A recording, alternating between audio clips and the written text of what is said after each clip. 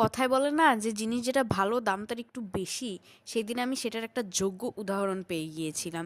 So normally অনেক সময় দেখা যায় যে দাম দিয়ে খাবার খেলেও না স্যাটিসফ্যাকশন আসে না, কিন্তু এই দিন আমি যেই জায়গায় গিয়েছিলাম সেখানকার খাবারগুলোর মান এত ভালো ছিল যে এখানে আমি যত টাকাই খরচ করেছি মানে পুরা মানে টেস্ট এত ভালো এখানকার খাবারের যে মনে হয়েছে পয়সা উসুল।